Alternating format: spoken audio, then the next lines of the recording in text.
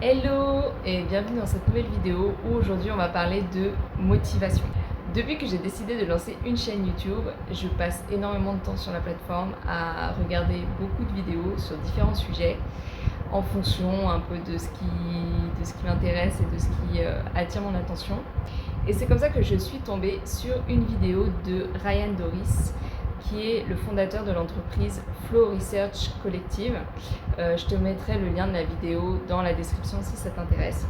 Et il parlait des différentes formes de motivation et pourquoi il y a certaines formes de motivation qui durent dans le temps et d'autres qui vont vite retomber et qui vont faire qu'on a du mal à poursuivre nos projets.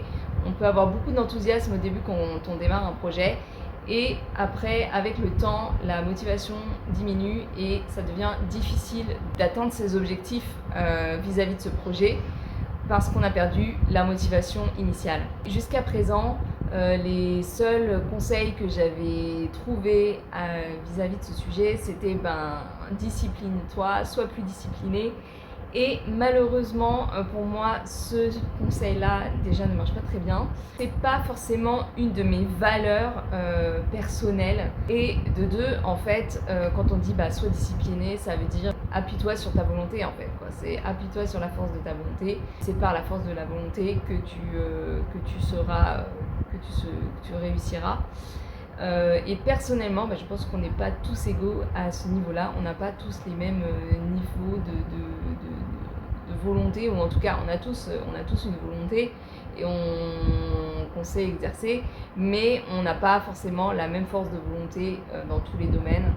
Le deuxième conseil que j'ai trouvé et qui, je pense, est assez efficace, même si je ne l'ai pas forcément vraiment mis en application, c'est de se récompenser, en fait. C'est de se définir des objectifs, des tâches et des objectifs à atteindre, et de se fixer aussi une récompense si on atteint son objectif. Je pense que ça peut fonctionner dans une certaine mesure, mais c'est vrai que j'ai pas forcément mis cela en application. Ça m'a pas forcément paru si simple que ça à mettre en œuvre dans mon contexte actuel. Le troisième conseil que j'avais trouvé, qui est aussi je pense très pertinent, mais encore une fois qui n'est pas forcément si simple à appliquer selon son contexte, c'est la gestion, tout ce qui est gestion des distractions. Je pense que c'est effectivement un des premiers points à mettre en place pour devenir plus efficace dans l'atteinte de ses objectifs. C'est effectivement d'éliminer les distractions. Et donc ça veut dire mettre en place un environnement de travail qui est propice à notre concentration, dans lequel on ne va pas être distrait. Aujourd'hui ça veut peut-être dire mettre son téléphone loin de soi, à l'écart, pour pouvoir travailler en étant concentré. Bref, éliminer les distractions et vraiment mettre en place un environnement de travail propice à la concentration et à l'efficacité. Pour autant, on peut mettre en place un environnement de travail particulièrement efficace et particulièrement propice à la concentration et pour autant ne pas encore réussir à atteindre ses objectifs. Et c'est là que j'ai trouvé vraiment que l'analyse de Ryan Doris était intéressante parce qu'il parle principalement de deux types de motivations, les motivations intrinsèques et les motivations extrinsèques. Et que ce sont les motivations extrinsèques qui vont potentiellement être assez élevées au départ d'un projet, mais qui vont rapidement te consumer elles-mêmes, alors que les motivations intrinsèques vont prendre un peu le relais des motivations extrinsèques et vont être, elles, plus pérennes et plus durables dans le temps, et donc vont potentiellement être celles qui vont nous permettre d'atteindre nos objectifs à plus long terme. Les motivations extrinsèques, comme leur nom l'indique, sont des motivations externes, extérieures à nous-mêmes, comme l'argent ou la validation extérieure. Et ces motivations viennent de l'anticipation d'une récompense. Elles sont puissantes, mais elles finissent forcément par s'atténuer, parce qu'en fait, pour notre cerveau, l'anticipation de l'atteinte de cet objectif est plus gratifiante, plus satisfaisante que l'atteinte de l'objectif en lui-même. Effectivement, je l'ai remarqué, c'est pour ça que quand on démarre un projet, ou même quand on imagine un projet, qu'on conçoit un projet, on peut ressentir vraiment une excitation, un enthousiasme, une satisfaction, un plaisir et l'envie de réaliser le projet. Mais effectivement, cet entrain initial va assez vite s'effacer. À l'extrême, on peut même atteindre notre objectif et être presque déçu, avoir peu de satisfaction à avoir atteint notre objectif. On va tout de suite enchaîner sur un autre objectif et ça devient une course sans fin. Personnellement, c'est vraiment une caractéristique que j'ai. J'adore imaginer des projets, faire des projets, imaginer comment ce serait et comment voilà, la satisfaction que j'aurais si j'arrivais à atteindre cet objectif. Et souvent, quand j'arrive dans le concret de la réalisation de la tâche, ben là, la motivation et l'enthousiasme ont disparu et ça devient vraiment difficile d'aller de l'avant. Tu t'en doutes, on en parle beaucoup en ce moment. Il semblerait que ce qui soit à l'origine de ce phénomène dans notre cerveau, ce serait la fameuse hormone de la dopamine qui créerait vraiment ce shoot de motivation et d'enthousiasme au démarrage d'un projet et qui assez vite s'estompe quand la perspective d'une gratification immédiate commence à s'éloigner et à s'estomper. Cette dopamine serait à son maximum au moment où on anticipe un projet et elle chuterait brutalement une fois que l'objectif est atteint. Et je pense personnellement bien avant. Les motivations intrinsèques, elles sont des motivations plus propres à nous-mêmes, plus intérieures et qui vont nous donner une sensation de gratification et de satisfaction dans la réalisation des tâches elles-mêmes. Ces sources de motivation-là sont bien plus durables dans le temps et ce sont elles qui vont nous permettre de persévérer dans l'accomplissement des objectifs qu'on se fixe. Là où les motivations extrinsèques vont être plutôt des déclencheurs qui vont nous permettre de passer à l'action au démarrage. Selon Ryan, il existe 5 sources de motivation intrinsèque qui sont la curiosité, la maîtrise, l'autotélicité, le sens et l'autonomie. Je vais revenir sur ces 5 sources juste après, mais l'intérêt d'opérer à partir de ces 5 sources de motivation, selon Ryan Doris, c'est qu'elles se nourrissent les unes les autres et vont permettre de nourrir aussi ce qu'on appelle l'état de flow, dont tu as sûrement déjà entendu parler, qui est cet état où on se retrouve complètement immergé dans la tâche qu'on est en train d'effectuer, de réaliser. On est complètement concentré sur ce qu'on fait et souvent notre notion du temps change, on a l'impression que le temps passe plus vite. On oublie vraiment tout ce qui se passe à l'extérieur et on est vraiment focalisé et concentré sur ce qu'on est en train de faire dans le moment présent. Et si tu n'en as jamais entendu parler, tu l'as sûrement vécu, voilà, en faisant quelque chose vraiment que tu aimais. Tu as pu avoir le sentiment que c'est un peu comme si le monde extérieur disparaît, plus rien à l'extérieur ne compte et vraiment ton esprit et ton mental est focalisé sur ce que tu es en train de faire. Et c'est un état dans lequel on prend vraiment plaisir à ce qu'on est en train de faire. C'est pour ça que beaucoup d'experts et de conseillers en motivation et en productivité vont vraiment conseiller de chercher à reproduire cet état de flow.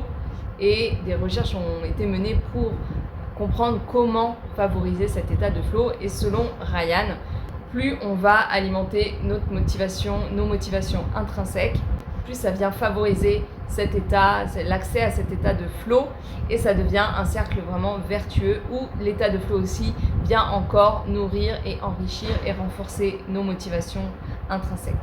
La première motivation intrinsèque, c'est donc la curiosité. Donc, comme son nom l'indique, c'est vraiment l'intérêt qu'on a pour le sujet ou la chose qu'on est en train de faire et l'envie d'en savoir plus, l'envie d'en apprendre plus et c'est même plus qu'une envie, souvent c'est même un besoin. On ressent cela comme vraiment un besoin d'en savoir plus, d'en découvrir plus sur ce qu'on est en train de faire ou ce qu'on est en train d'étudier, ce sur quoi on est en train de travailler, soit le sujet ou bien le domaine, l'activité qu'on est en train de faire. On a envie d'en savoir plus et on a même comme un besoin d'en savoir plus. On veut aller creuser le sujet pour en savoir plus. La deuxième motivation intrinsèque, c'est la maîtrise, c'est-à-dire le désir de s'améliorer dans la discipline ou dans le domaine sur lequel on travaille et d'améliorer ses compétences dans le domaine. L'autotélicité, c'est pas un mot très courant, mais c'est très simple à comprendre. C'est l'amour qu'on a pour l'activité en elle-même, vraiment le fait d'aimer faire quelque chose, de faire cette tâche, aimer cette action. Ça concerne vraiment une activité ou des activités qu'on pourrait faire pour elle-même en fait, plus que pour un résultat extérieur qu'elle pourrait nous donner. On a plaisir à accomplir la tâche en elle-même. Et ainsi, la frontière entre travail et jeu vraiment s'estompe et devient très floue. On n'a même plus la sensation de travailler, mais on a l'impression même de jouer, de faire quelque chose, tout simplement parce qu'on est en train de faire quelque chose que l'on aime. La quatrième motivation intrinsèque, c'est le sens.